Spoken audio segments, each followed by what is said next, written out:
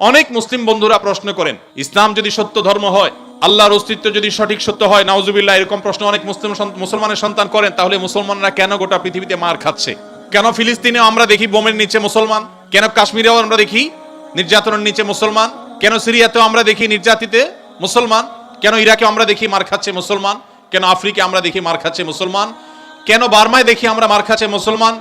কেন চায়নার উইঘুরে দেখছি আমরা মার খাচ্ছে মুসলমান? পৃথিবীর যেখানেই মার খাচ্ছে দেখবেন মুসলমান মায়ের নিচে আছে, উপরে মুসলমান নেই, তারপরও পৃথিবী বলবে মুসলমান সন্ত্রাসী।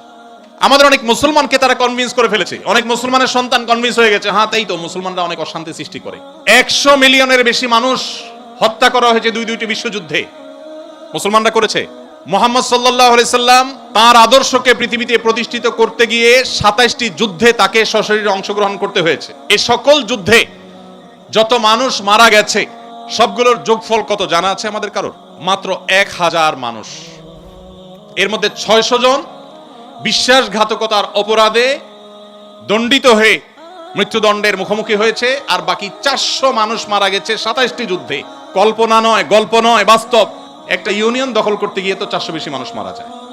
আজকের পৃথিবীর মানবতার সবক দেওয়া মানুষগুলো পাখির মতো মানুষ মেরে যেখানে সমান করে ফেলছে, সেই মানুষগুলোই আবার মুসলমানদেরকে বলে যে মুসলমানরা নাকি সন্ত্রাসী, মুসলমানরা নাকি পৃথিবীতে অশান্তি সৃষ্টি করছে। অথচ গোটা পৃথিবীর যেখানেই যুদ্ধ চলছে আপনি দেখবেন অস্ত্রের নিচে তাকালে দেখবেন মুসলমানের চেহারা, আর কোন ধর্মের মানুষের চেহারা আপনি দেখতে পাবেন না। এত কিছুর পরও মুসলমানকে গালি শুনতে হয়, সবচেয়ে বড় মিথ্যা অভিযোগ তাদের উপরে করা হয়। অথচ মুসলমানরাই হলেন পৃথিবীর সবচাইতে শান্তিকামী, সবচাইতে শান্তিকামী। যেই কোনো বিচারে আপনি উন্মুক্ত মনে যদি বিচার করেন, আপনি দেখবেন যে পৃথিবীতে কোনো গণহত্যার সাথে পৃথিবীর ইতিহাসে মুসলমান শাসকদের বহু দোষ ছিল, বহু ত্রুটি ছিল, শতকণ্ঠে আপনি সমালোচনা করতে পারেন। আজকের বিশ্বের মোড়লরা যেভাবে গণহত্যা করছে, পাখির মতো নির্বিচারে মানুষ মারছে ফিলিস্তিনের মাটিতে, সেই মানুষগুলাই যখন কোনো ভিডিও ফুটেজে দেখেন ফেসবুকে, ইউটিউবে, তারা হেলিকপ্টার নিয়ে তাদের সেনাবাহিনী গিয়ে একটা গর্তে, কোনো একটা ড্রেনে কোনো কুকুর ছানা পড়ে গেছে, একটা বিড়ালের ছানা পড়ে গেছে, সেটা উদ্ধার করার জন্য তারা লেগে গেছে, আপনি তখন বলছেন ওয়াও কত মানবিক তারা। সেই তারা যখন কুকুরের জন্য বিশাল বড় হসপিটাল করছে, আপনি বলছেন কত মানবিক তারা।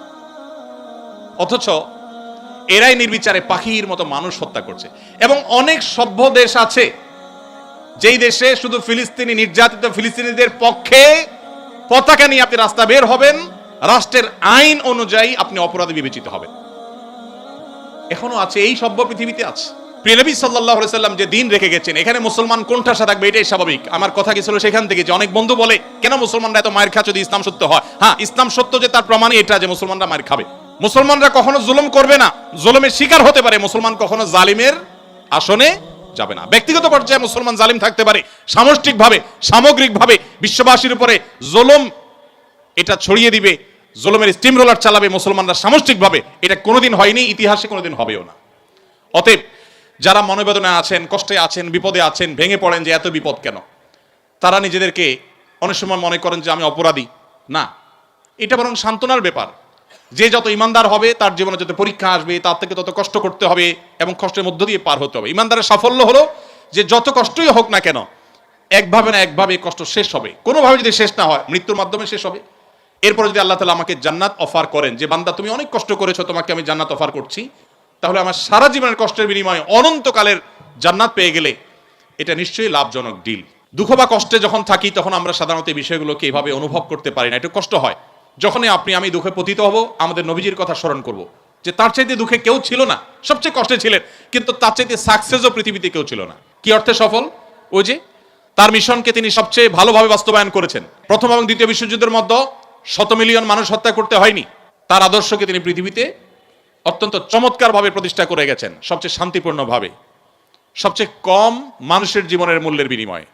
অতএব কষ্ট যখন হবে আমাদের সবর করতে হবে ওই কথা চিন্তা করে। আমাদের সমাজে একটা কুসংস্কারাচ্ছন্ন বিশ্বাস আছে এখনো, গ্রামে গঞ্জে এমনকি শহরেও অনেক মানুষ আছে, কারোর যদি বিপদ আপদ পিছ না ছাড়ে, একের পর এক বিপদ লেগেই আছে। দেখবেন অনেকে কমেন্ট করে লোকটা কত বড় অপরাধী হলে একটার পর একটা বিপদ লেগে আছে, কত খারাপ মানুষ।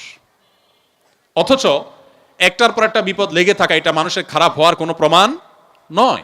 একটা মানুষ ফেরেশতার মতো ভালো মানুষ হয়েও তার উপরে বিপদ হতে পারে, বরং কখনো কখনো লাগাতার এবং ধারাবাহিক বিপদ এটা তার সততার, আল্লাহ ভীরুতার আল্লাহর নেককার বান্দা হওয়ার প্রমাণও হতে পারে।